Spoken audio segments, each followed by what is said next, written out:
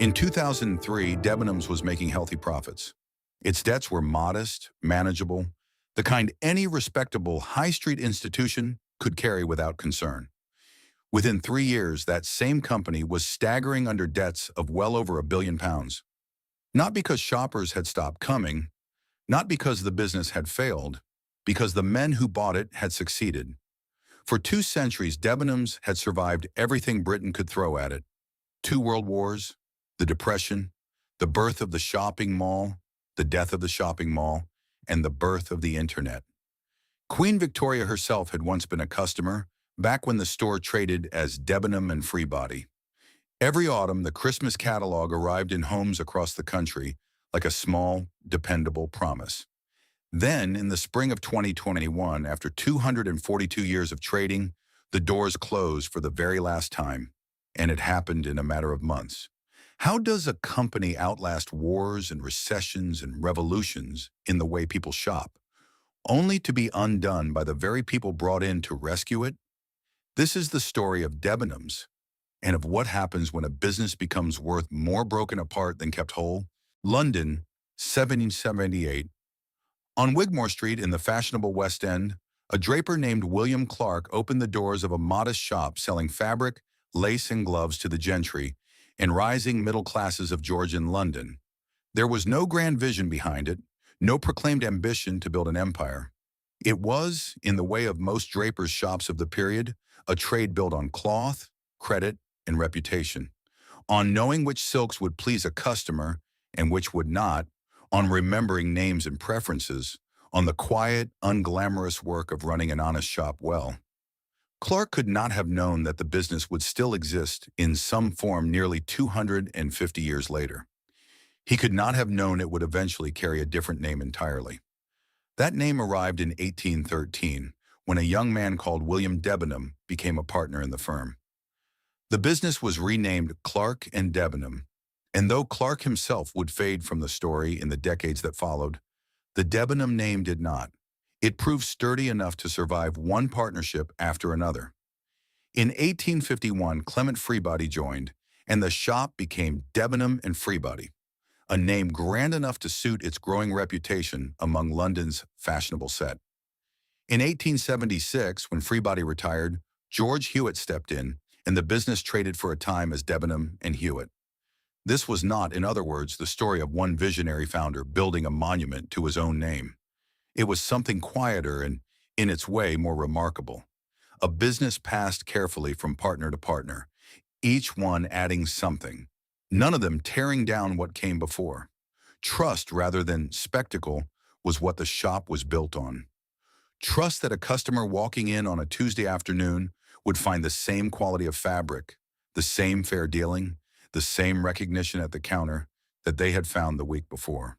The original shop at 44 Wigmore Street would have felt intimate by later standards. A single storefront, walls lined with bolts of silk and cotton, drawers of lace and ribbon, the particular hush of a shop dealing in fine things. The customers were the gentry and the comfortable middle classes of Georgian and later Regency London. Women shopping for gloves and bonnets, families outfitting themselves for the season, all conducted with the unhurried formality of the era. To walk into Clark's shop and later into Clark and Debenham was to enter a world where a shop assistant might know a customer's preferences before she stated them, where credit was extended on the strength of a name and a reputation rather than a piece of paper. By 1818, the business had grown confident enough to open a second store in the fashionable spa town of Cheltenham, a signal that this was no longer simply a London concern, but the beginning of something that would, in time, spread its name across the whole of Britain. What nobody in that small Wigmore Street shop could have imagined was how far the name would eventually travel, or how, more than 2 centuries later, the very success they were quietly building would become the thing that made their creation a target. By the 1970s, Debenhams was not simply a shop people visited. It was a fixture of British life, woven so thoroughly into the rhythm of the year that most customers never stopped to think about it, which was, in its own way, the truest measure of its success. A high street without a Debenhams felt somehow incomplete, the way a Sunday without a roast dinner felt incomplete. It was simply there, the way the seasons were there. For a certain generation, the arrival of the Christmas catalog each autumn was an event in its own right. It landed on doormats and dining tables across the country with the weight and promise of something far grander than its glossy pages suggested. Children pored over the toy sections for weeks before December, circling the items they hoped might appear under the tree, while parents used it to plan, to save, to imagine. It was not simply a way of ordering goods, it was a document of hope, delivered once a year, proof that abundance existed and that, with patience, some of it might arrive at your own front door. Inside the stores themselves, Debenhams had built something equally distinctive, a genuine sense of occasion around the ordinary act of shopping. The launch of Designers at Debenhams in the 1990s, bringing names like Jasper Conran, John Rocha, and later Ted Baker into the heart of the high street, meant that a family on a modest budget could bring home clothing with real design pedigree, not merely passable imitations of it. For many customers, walking past the Jasper Conran rail felt like brushing up against a world of fashion that had, until then, seemed to belong only to London's grander department stores and glossier magazines. The stores themselves were built for lingering. Many carried in-store restaurants and cafes, where a mother might sit down with a pot of tea and a slice of cake after an hour spent among the clothing racks. Her shopping bags gathered around her chair, in no particular hurry to leave. There were beauty counters staffed by women who remembered which foundation shade a regular customer wore and which perfume her husband preferred to buy her at Christmas. There were toy departments in the run-up to December, filled with the particular electric excitement that only a child pressed against a glass counter can produce. At the center of it all stood the flagship store on Oxford Street, a building so large, so central to London's identity as a shopping destination, that for many visitors to the capital, a trip to Debenhams' Oxford Street store was as much a part of the London experience as a walk through Hyde Park or a photograph outside Buckingham Palace. It was less a shop than a landmark, one that towns and cities across Britain sought, in their own smaller way, to echo with their own local Debenhams branch. For the people who worked behind the counters, the store was more than a job. Many staff spent decades in the same department, in the same store, watching customers grow from teenagers buying their first proper coat into mothers bringing in children of their own. There was pride in that continuity, pride in being the person who remembered a customer's collar size, who could find exactly the right shade of lipstick without needing to be told twice, who took genuine satisfaction in a well-organized shop floor at the end of a long Saturday. What was it exactly that made a Saturday morning at Debenhams feel less like an errand and more like a small event worth dressing for? Perhaps it was the sense of occasion built into the architecture and the ritual alike. The escalators rising past floor after floor of neatly arranged apartments, the perfume counters releasing their mingled scents into the air near the entrance, the particular hum of a store full of people who had chosen, quite deliberately, to spend their free time there. Perhaps it was simply that Debenhams asked nothing of its customers beyond their presence. No membership, no exclusivity, no sense that some other kind of customer was more welcome than they were. It was, in the truest sense, a store built for everyone, for the family stretching a weekly budget as far as it would go, and for the customer treating herself to something from the designer rail. By the turn of the millennium, Debenhams stood among the most recognizable names on the British high street, profitable, well-regarded, seemingly secure. Its balance sheet was healthy, its stores were full. Nothing about the company on paper or on the shop floor suggested that anything was about to go wrong, which was, as it would turn out, precisely the problem. A company this stable, this profitable, this laden with valuable freehold property, was not a company at risk of collapse from the outside. It was a company that had just become very attractive to people who did not intend to run it for the next 200 years, but for the next two. By the early 20th century, Debenhams had begun to transform from a single respected London store into something far larger, a national network built through acquisition rather than organic growth alone. Under the leadership of Ernest Debenham, who took the company public and served as its chairman, the business embarked on a sustained campaign of buying up well-established department stores in towns and cities across Britain. Marshall and Snellgrove, the fashionable Oxford Street rival, was absorbed into the group. Harvey Nichols, the Knightsbridge institution, came under Debenhams' control in 1920. Through the 1920s, the Drapery Trust, a holding company assembled specifically to acquire regional department stores, brought names like Bobby & Co., Bon Marché, and Swan & Edgar into the fold. This was expansion of a particular kind, not the building of new stores from scratch, but the steady accumulation of Britain's most trusted local retail names, one respected regional institution at a time. Each acquired store typically kept its own name, its own local identity, its own loyal customer base who had shopped there for generations and had no particular reason to think of themselves as part of some larger London-based group. A shopper in Harrogate or Cheltenham might walk into what was, by then, technically a Debenhams' own store, and see no sign whatsoever that anything had changed. The counter staff were the same. The layout was the same. The name above the door, in many cases, remained exactly what it had always been. It would not be until 1977 that this patchwork of acquired regional stores was formally unified under a single banner, with the great majority rebranded collectively as Debenhams. Overnight, or as close to overnight as a rebranding exercise spanning dozens of towns could manage, decades of distinct local retail history were folded into one national identity. For customers, the change was largely cosmetic. The same buildings, the same staff, a new name on the signage. But administratively, it marked something more significant.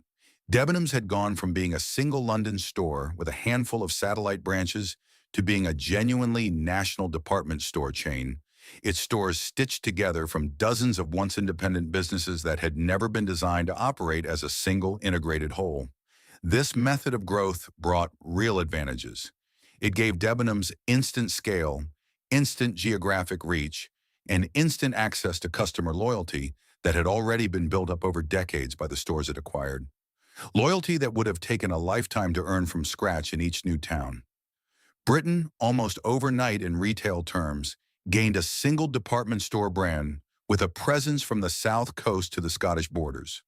But it also planted a structural weakness that would take decades to fully reveal itself. Because so many of these stores have been acquired rather than built, each one continued for years to operate with a surprising degree of independence. Separate stock ordering, separate local management practices, separate relationships with suppliers, separate ways of doing the same basic job. What looked from the outside like a single unified department store chain was, in practice, something closer to a loose federation of formerly independent shops, each one still carrying habits and systems inherited from its pre-Debenhams days. Achieving genuine efficiency, the kind of centralized buying power and streamlined operations that a chain of this size ought to have commanded, would prove to be a slow and difficult undertaking, one that lingered as an unresolved problem well into the decades that followed. For the employees caught up in this transformation, the expansion meant something more personal than balance sheets and rebranding exercises. A shop assistant who had spent 15 years working for Marshall and Snellgrove now found herself, without ever changing employers in any meaningful sense, working for Debenhams instead. Her pension, her seniority, her working life folded into a company whose name she had not chosen and whose headquarters she had likely never visited. For some, this brought genuine opportunity. A larger company meant more paths for advancement, more stores to transfer between, a bigger stage. For others, it meant a quiet loss of the intimate, locally rooted identity that had defined their working lives. The sense of working for a store the whole town knew and trusted by its own name, rather than for a distant national group. By the time this era of acquisition drew to a close, Debenhams had become exactly what its ambitious expansion had set out to build. One of the largest and most recognizable department store groups in Britain, its name displayed above shop fronts in nearly every major town in the country. It had also, in the process of getting there, listed itself on the London Stock Exchange, becoming a public company whose shares could be bought, sold, and eventually fought over by investors with very different ideas about what the business ought to become. By the closing decades of the 20th century, Debenhams had achieved something that few retailers manage in a single lifetime, let alone across 2 centuries. It had become not merely a shop people used, but a shop people belonged to, with around 178 stores spread across the United Kingdom, Ireland, and Denmark, where it owned the respected Magasin du Nord chain and franchise outlets reaching into 19 countries beyond. Debenhams had achieved a kind of quiet ubiquity. There were larger retailers by some measures and grander ones by others, but few could claim to be, in the truest sense, Britain's store, present in nearly every town large enough to support a department store, familiar to nearly every family in the country. That familiarity was built year upon year on rituals that had become fixed points on the domestic calendar. The Christmas catalog was chief among them. Its arrival each autumn was not treated as junk mail to be discarded, but as a document worth keeping on the coffee table, worth returning to again and again in the weeks before December. For children, it was a wish list made tangible, the toy department transported directly into the living room, pages bent back and corners folded down around whatever had caught a young eye that year. For parents, particularly those managing tight budgets, it was a planning tool, a way of laying out months in advance exactly what could be afforded and what would have to wait. In households across Britain, the catalog was passed from hand to hand at the kitchen table, and in that small domestic ritual lay something larger, evidence that Debenhams had made itself part of the private, internal life of British families, not merely the site of their occasional errands. That kind of loyalty rarely stayed contained within a single generation. It was common and unremarkable for a woman to recall being taken to the Debenhams toy department by her own mother as a child, only to find herself decades later walking those same miles with her own children in tow, and later still, her grandchildren. The store's flagship branches, Oxford Street above all, but also the Grand Civic anchor stores in cities like Manchester, Birmingham, and Leeds, became landmarks around which entire afternoons were organized. A lunch beforehand, an hour or two moving through the departments, a stop at the in-store cafe, a walk home with bags swinging from tired arms. These were not merely shopping trips. They were the small, recurring occasions out of which ordinary family life is built. For the tens of thousands of people employed across the Debenhams network at its height, working for the company carried its own quiet form of pride. To be a Debenhams employee was to be part of something recognizably national, and yet the work itself remained deeply local, serving the same community in many cases for an entire career. Store managers spoke of their branches not as outposts of a distant corporate entity, but as the flagship building of their own town, a source of civic identity as much as commercial activity. Staff loyalty schemes, long service awards, and the simple accumulated familiarity of decades behind the same counter gave the workforce a sense of permanence that few retail employers, before or since, have managed to offer. How many places in modern Britain could claim that 3 generations of the same family had, without any particular occasion or ceremony, walked through the same doors together? By any reasonable measure, footprint, brand recognition, financial performance, the sheer depth of its place in British domestic life, Debenhams entering the 21st century looked less like a company facing difficulty than a company that had, in some fundamental sense, already won. Its balance sheet was healthy, its debts were modest and entirely manageable. Its stores were full, its reputation intact, its position on the high street seemingly unassailable. It was precisely this: the health, the stability, the sheer scale of unlocked value sitting quietly on its books in the form of freehold city center property that would soon make Debenhams one of the most closely studied targets in British retail. Not because anything was wrong with the company, but because, to a particular kind of investor beginning to circle the London Stock Exchange in the early 2000s, a company this healthy, carrying this little debt, owning this much valuable real estate outright, represented not security, it represented opportunity. In 2003, a consortium of private equity investors, CVC Capital Partners, Texas Pacific Group, and Merrill Lynch Private Equity, working alongside Debenhams' own chief executive, Rob Templeman, agreed to take the company private in a deal valued at somewhere between 1.7 and 1.8 billion. On paper, it read as a straightforward transaction, a group of experienced investors backing a proven management team, buying a healthy and well-regarded retailer in order to help it grow further outside the glare of public markets. What made the deal remarkable was not its size, but its structure. The consortium put up only around 600 million of their own money. The remaining balance, well over £1 billion, was financed through debt. Crucially, this was not debt the investors themselves would carry. It was debt loaded directly onto Debenhams itself to be repaid out of the company's own future earnings. The retailer that only months earlier had carried a modest and entirely manageable debt of around $128 million, now found itself, on paper, responsible for financing the very transaction that had just changed its ownership. This was not an unusual arrangement in the world of private equity. It had a name, well understood in financial circles: the leveraged buyout. A target company is acquired using borrowed money, and that borrowed money becomes the target company's own obligation to repay. The investor's risk is limited to the relatively modest sum they contributed themselves. The company being bought carries nearly all of the financial weight. If the strategy works and the business grows enough to comfortably service its new debt, everybody involved profits.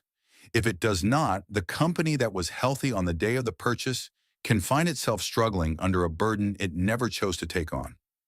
For the people working the shop floors of Debenhams in 2003 and the years that followed, almost none of this was visible. Store managers continued reporting healthy weekly takings. Sales assistants continued serving the same loyal customers who had shopped there for decades, entirely unaware that, somewhere in the offices of the company's new owners, financial structures were being arranged that would determine the fate of the buildings they stood in. A department manager in Leeds or Cardiff, closing out another solid Saturday's trading, had no reason to suspect that the store's ownership had just been reorganized in a way that placed enormous new financial obligations directly onto the business she worked for. This was, in its own way, the beginning of a very particular kind of dramatic irony, one that would come to define the rest of Debenhams' story. The customers browsing the coat racks, the staff restocking the beauty counters, the families gathering for the annual Christmas shop, carried on entirely as before. Nothing about their daily experience of the store had changed, and yet at the very moment they were experiencing Debenhams as reassuringly permanent, unshakable, exactly as it had always been, the financial foundation beneath their feet had just shifted in ways that would not become visible on the shop floor for years. How does a company that was, by every conventional measure, financially healthy, profitable, low on debt, full of loyal customers, end up within a matter of months transformed into one of the most heavily indebted retailers in Britain? The answer lay not in anything Debenhams had done wrong, but in what made it so attractive in the first place: its very stability. A company this reliable, this well-regarded, carrying this little existing debt, was precisely the kind of business capable of absorbing a very large new debt load without immediately collapsing under the strain, at least not straight away. It was healthy enough to be worth borrowing against, and that, in the world the consortium operated in, was worth more than being simply healthy on its own terms.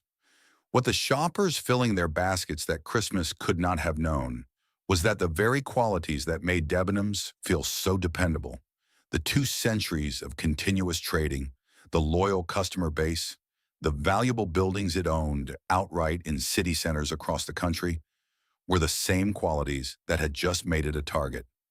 The transaction had been completed, the debt had been placed, and the clock, though nobody in any of the stores could hear it yet, had already started running. Once the 2003 buyout was complete, The new owners moved quickly to extract value from the one asset Debenhams held that no amount of clever retailing could easily replicate: the buildings themselves. Across Britain, Debenhams owned outright dozens of the very stores it traded from. City center flagships on prime high street land, built up over generations, unencumbered by any mortgage or lease. To a private equity consortium looking to recoup its investment as quickly as possible, this freehold property represented a vast pool of capital sitting largely idle, tied up in bricks and mortar rather than working for its new owners. The solution was a strategy known as sale and leaseback. Debenhams sold off a substantial portion of its store properties, the very ground beneath its own flagship branches, to property investors in exchange for immediate cash. In return, the company agreed to lease back those same buildings, now paying rent year after year, simply to continue trading from premises it had, until recently, owned outright and free of any such obligation. The logic from the investor's perspective was straightforward. Cash from the property sales could be extracted swiftly, distributed to the consortium as a return on their initial investment, while the underlying retail business carried on essentially unchanged from a customer's point of view. Shoppers walking into the Oxford Street flagship or the Grand Debenhams branch in Manchester noticed no difference whatsoever. The escalators still ran. The beauty counters were still staffed.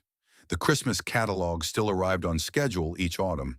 But the company that had, only recently, owned its most valuable properties outright now owed rent on nearly all of them, a permanent, recurring cost that had not existed before the buyout, layered directly on top of the debt already taken on to finance the purchase itself. By 2006, with the sale and leaseback program largely complete and a substantial dividend already extracted, the consortium returned Debenhams to the London Stock Exchange through a fresh public flotation. For CVC, Texas Pacific Group, and Merrill Lynch, the float allowed much of their original investment to be recovered, alongside a considerable profit. Reports at the time suggested the three firms had collectively realized returns running into the hundreds of millions of pounds on an initial outlay of roughly $600 million achieved in barely 3 years. For the new shareholders buying into Debenhams on the stock market in 2006, however, they were purchasing a very different company from the one that had existed before 2003, one now carrying debt of roughly $1.2 billion, alongside a long list of annual rent obligations on buildings it no longer owned. For the people running the shop floor day to day, the consequences of this arrangement did not arrive as a single dramatic announcement. They arrived slowly, in the form of decisions that, taken individually, seem minor, even reasonable, but which added together over years told a clear story. Store refurbishment budgets, once routine, became harder to secure. A worn carpet in the shoe department went unreplaced for another year, then another. Lighting fixtures that had flickered for months were patched rather than renewed. Escalators ran a little slower to service, repairs a little further delayed. None of it was dramatic enough, on its own, to alarm a regular customer, but staff who had worked in the same store for 15 or 20 years noticed the change precisely because they had a memory to compare it against, a sense of what the store used to look like before money for its upkeep became, quietly and permanently, harder to come by. Some of those staff understood, in broad terms, why this was happening. Trade publications and financial journalists had, by the mid-2000s, begun to take a critical interest in the private equity playbook Debenhams had just lived through. The debt, the property sales, the rapid extraction of value ahead of a stock market listing. But for most people working behind the counters, the connection between distant financial engineering and the tired carpet beneath their feet was never made explicit. They simply watched a company that had always taken evident pride in the condition of its stores become, gradually, a little less able to maintain that pride, and had no clear answer for why, beyond a general sense that money, somehow, had become tighter than it used to be. The truth, largely invisible from the shop floor, was that very little of the consortium's return had come from making Debenhams a better retailer. It had come from restructuring how the company was financed and who owned the ground it stood on. The stores were, in the years that followed, expected to generate enough profit not only to serve their existing operations, but to cover rent payments on buildings the company itself had recently owned outright, a cost that had not existed for the previous 200 years of the company's history, and one that would now persist for as long as those leases ran. Who exactly was supposed to answer for a company being loaded with debt and rent obligations it had never needed and had not asked for, while the people who arranged it walked away with their profits already banked? By the time Debenhams' new public shareholders began asking harder questions about the company's debt and its dwindling capacity to invest in its own estate, the consortium that had engineered the situation was largely gone from the register, its returns long since realized. What remained was a 200-year-old retailer, its buildings no longer its own, its balance sheet weighed down by obligations built for the benefit of its former owners rather than its future, and a slow, steady decline in the physical condition of stores that had once been a source of genuine local pride, now beginning, almost imperceptibly, to show its age. The first public sign that something was seriously wrong came in April 2019. Debenhams entered administration, a formal insolvency process, through what is known as a pre-pack arrangement engineered by the company's lenders.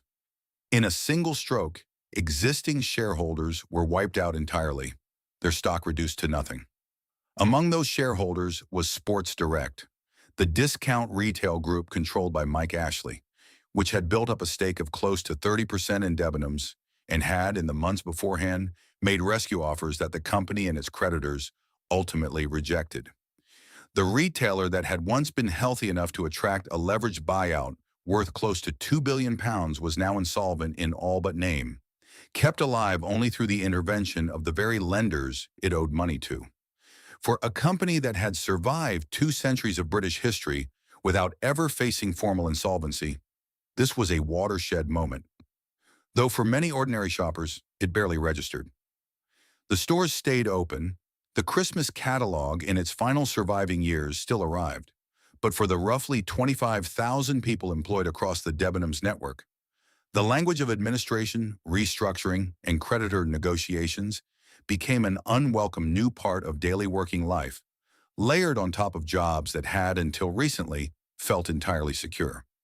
Then came the pandemic. In April 2020, as national lockdowns closed shops across Britain, Debenhams entered administration for a second time in barely a year, this time with COVID-19 cited as the immediate cause, though the underlying vulnerability had been built more than 15 years earlier. Stores closed under lockdown restrictions, reopened briefly as rules eased, then faced renewed uncertainty as the pandemic dragged on. For staff already unsettled by one round of administration, a second insolvency within 12 months, arriving alongside a national health crisis, brought a very different kind of dread, not the abstract anxiety of financial restructuring happening somewhere in a boardroom, but the immediate personal fear of a livelihood disappearing entirely at the worst possible moment to be searching for another one.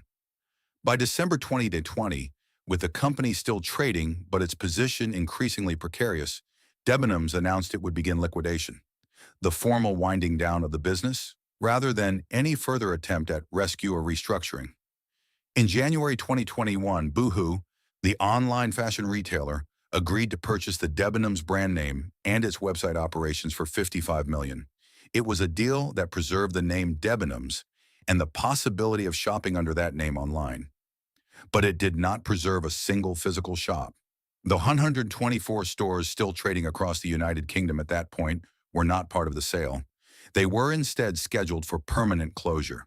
The closure notice, when it came, was unusually direct in acknowledging what was being lost.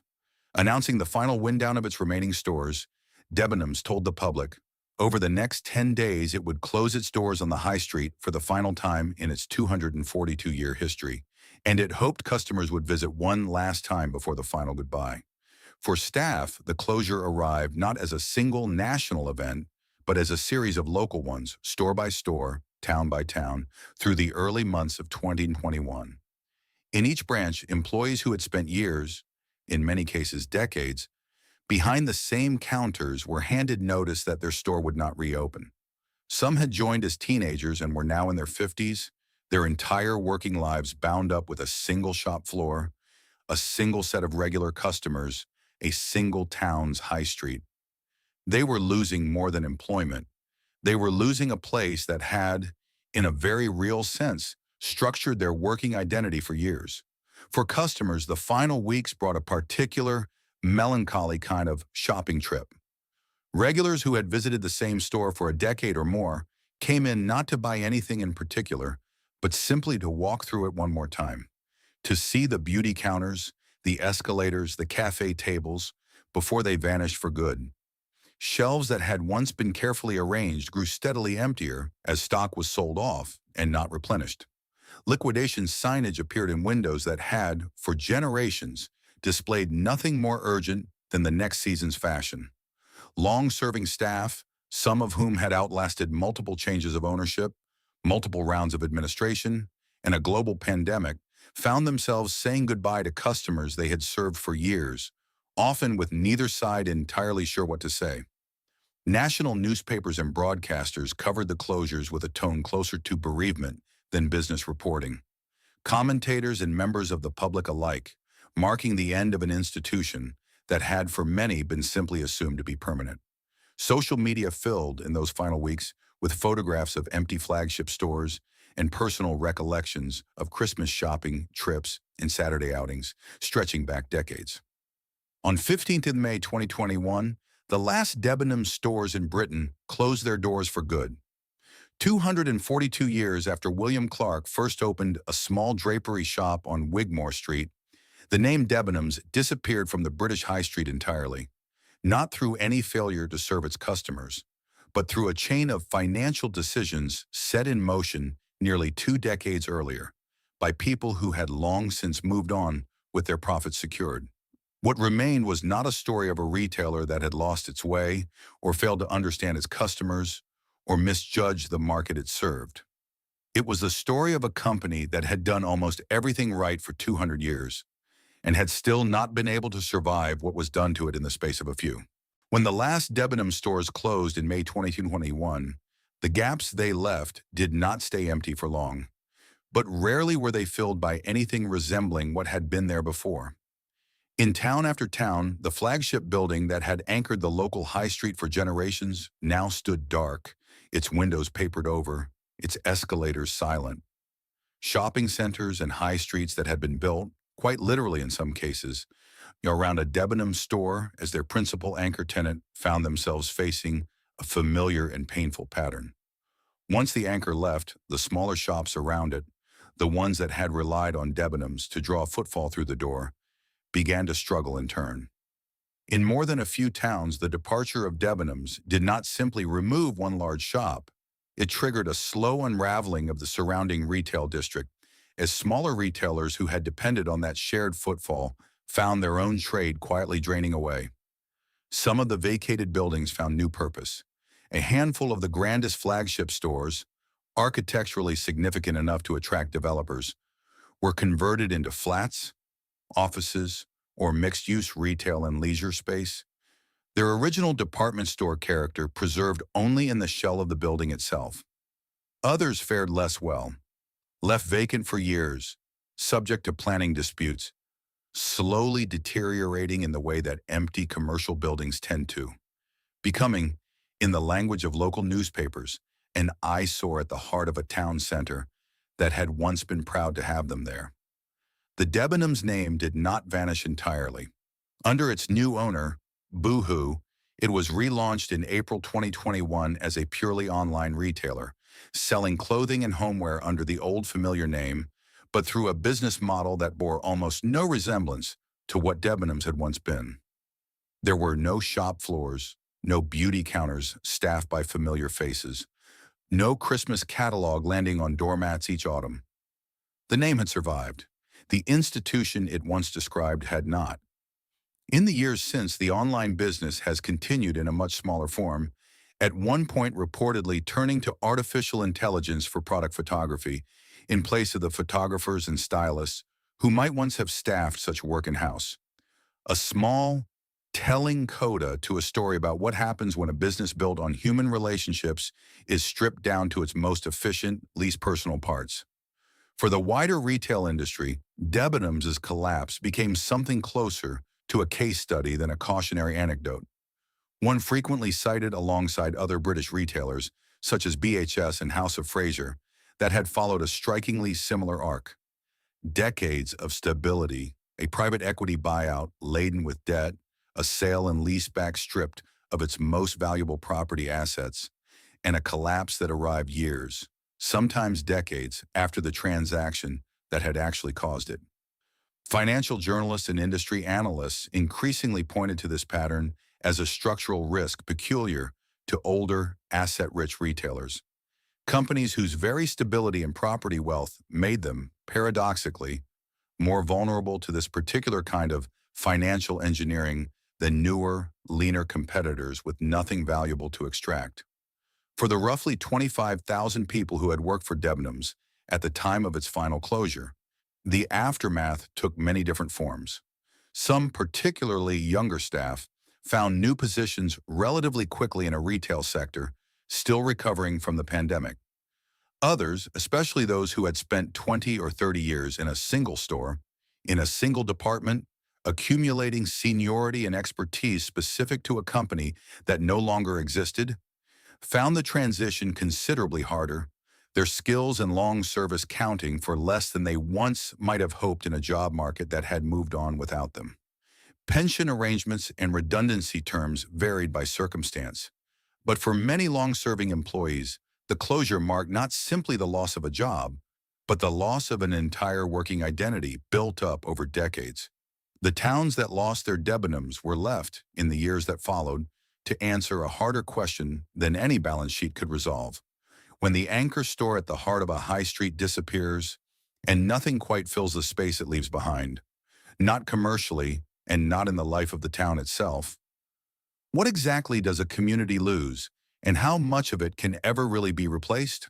Somewhere in Britain tonight, someone is describing Debenhams to a person too young to have known it, trying to find the words for something that was never really about the merchandise at all. The smell of the ground floor, perfume and new fabric mingling together near the entrance. The particular hush of the beauty hall on a quiet weekday morning. The weight of a shopping bag with the right name printed on the side, carried out through doors that had stood on the same high street for longer than anyone's grandparents could remember. The Christmas catalog arriving each autumn, dog-eared and creased from being read a dozen times before December ever came. The person listening will not fully understand. They were not there for the Saturday mornings that had no particular purpose beyond simply being spent inside those walls. They never watched a shop assistant recognize a regular customer by sight and reach without being asked for the shade of lipstick she always bought. They never felt the specific, modest thrill of the toy department in the weeks before Christmas, nose pressed close to glass counters, a whole year's worth of wanting compressed into a single hour. But they will understand something else from the way it is described, from the care taken over details that seem, on the surface, almost too small to mention. They will understand that something real was here. For 242 years, Debenhams was never simply a place to buy things. It was where 3 generations of the same family might, without any occasion or ceremony, walk through the same doors together. A grandmother, a mother, a daughter, each carrying her own memory of the same escalators, the same counters, the same particular light falling through the same high windows. It was the flagship building that gave a town's high street its center of gravity, the destination around which a whole Saturday might be organized, the place that made an ordinary errand feel, if only briefly, like something worth putting on a good coat for. It survived 2 world wars, a depression, and the birth of nearly every retail format that eventually tried to replace it. What it could not survive was a single decision, made in 2003, by people who saw in its stability not a reason for confidence but an opportunity to be extracted. It would be easy and understandable to tell this story with anger at the investors who took hundreds of millions of pounds in profit while the company that made it possible for them was left carrying debts it never needed and rent on buildings it once owned outright. at the years of quietly deferred repairs that let once immaculate stores grow tired at the edges, at a pandemic that delivered the final blow to a business that had already been weakened, unknowingly, for the better part of 2 decades before anyone could see it happening. But anger was never what these stores were built to hold. They were built to hold ordinary family life, unremarkable, repeated, and precious precisely because it was shared week after week, year after year, without anyone ever pausing to call it precious at the time. So let this be a farewell instead, offered with the same quiet dignity Debenhams once offered its customers. To the shop assistants who learned 1,000 regular faces by name and never once made a customer feel like a stranger.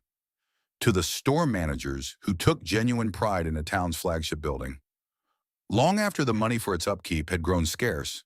To William Clark, who opened a small drapery shop on Wigmore Street in 1778 with no thought of empire, only of doing an honest trade well.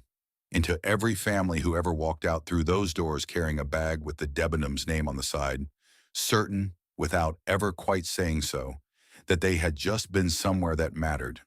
The shops are gone now, the debt that took them, the buildings that were sold from beneath them, the decisions made in boardrooms far from any shop floor. All of it is finished, its consequences long since settled, but the memory carried carefully from one generation to the next in exactly the way it always was, does not have to be.